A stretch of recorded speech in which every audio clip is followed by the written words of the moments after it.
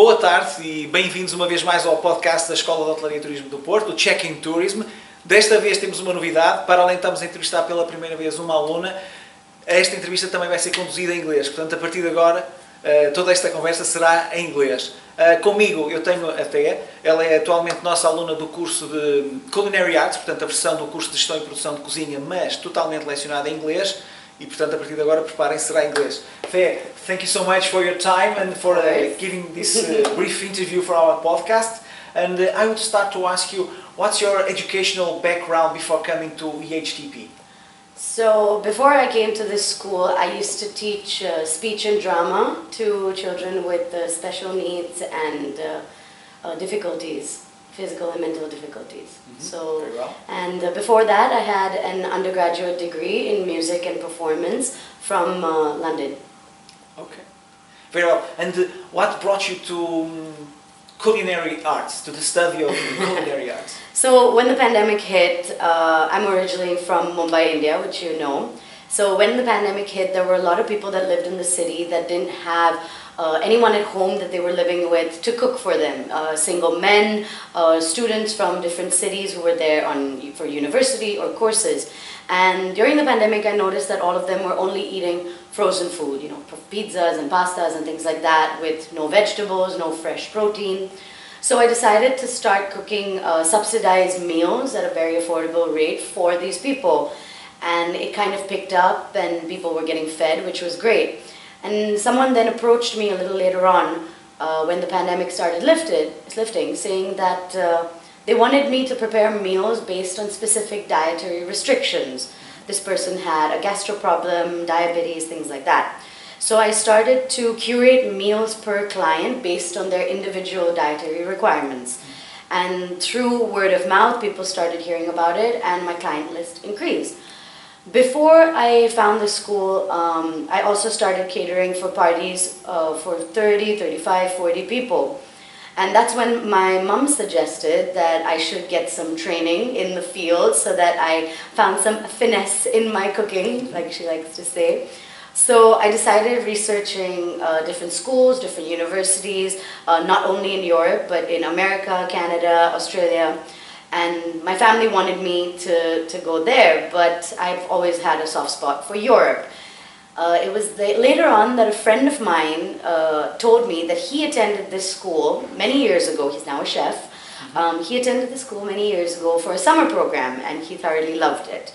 So I decided to check it out. I went online. I loved the course. I was a little scared in the beginning because of the amount of theory work that went with the culinary course, but I think now looking back, I really need it.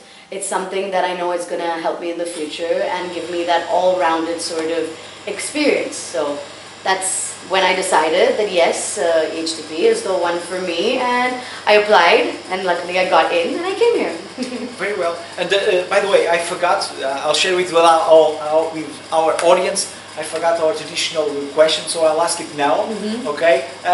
Do you remember any funny moment, more different moment during your stay here with us at the HTP? So when we first started the course, we obviously started with the basics and then went on to learning Portuguese cuisine. I knew nothing about Portuguese food before I came here. I mean, I knew you guys loved cod, but that was about it. And there was one day we were cooking a Portuguese dish, which was the blood rice, chicken. And our class was split into two groups, and there was me and one other student from each group that had to make this dish. It was kind of like an internal class competition, like informal competition. So we made the dish, and I'd never tasted it before. I'd never seen this dish before. I've never worked with blood before, and it was something completely new to me. And all we had to do was follow the recipe, which I did. And so did this competition of mine. And at the end of it, it turned out that my dish actually tasted better than this dish, and our chef actually had a good laugh about it, saying that the Indian girl cooked Portuguese food better than the Portuguese person. So I found that to be quite interesting. It also helped me learn more about myself and about Portuguese food. So. Okay.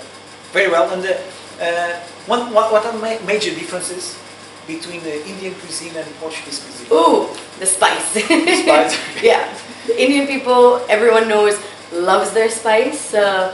I think that's probably the biggest difference. But I don't mind it. I think there's beauty in non-spicy food as well, even though I love spicy food, don't get me wrong. Very well. And Thea, where do you see the evolution of culinary arts, generally speaking, going in, or reaching in 10 years? So I really think that people are going back to the basics. They're trying to use an ingredient in its whole, with zero wastage, and that's sustainable as well. I think that's really important. I see the culinary world heading there. I also think that people are now starting to realize that you can take an ingredient and make it super fancy. You can change its taste slightly, its color, its texture. But I think that more and more young chefs are realizing that there is some sort of simplicity that is required from a certain ingredient that people are now sticking to. So I honestly think that we're kind of going to start going backwards in time. I mean, beautiful plating and gourmet dishes are always going to keep coming out.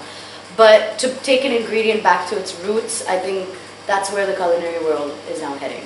Very well. And now on a different note, but considering, let's say, the current status of the difficulty of the tourism, generally speaking, hiring new people, why or what kind of reasons would you point out for a young student to choose a career, or better yet, a program and a career in the tourism sector? I personally believe that an individual should be challenged at something new every once in a while. I don't think life should be particularly easy. I think difficulty makes you a stronger individual. And in the hospitality industry, whether you work at the front desk or in the tourism sector or at the back of the kitchen, it doesn't matter. Your day will never be the same. Every day will bring new problems. Every day can bring new joyous moments or funny moments. Nothing boring is in this industry. Like, every job has a certain amount of excitement every single day, and for people who like that, I think it's the perfect industry. And for people who like to kind of stay within themselves, they don't like too much excitement, it can also give you a very strong sense of daily purpose. You know, I personally work in a kitchen, and every day it's different. Like, nothing the same happens every single day. But at the same time, if you work in a kitchen, you're obviously going to repeat dishes. So that sort of certainty, knowing that, all right, I know how to do that, I know how to do it well, I can make it better, and that certainty helps me move forward. And I think anybody who chooses work in the hospitality industry, I think they will never be bored, and they'll always have fun. Very well. One last question. What's the main reason you would recommend the HTP? So Portuguese people are amazing. People in Porto are super, super nice. The food that you get here in Porto, the ingredients, the freshness is like, I've seen better fish here than I've seen anywhere else in the world.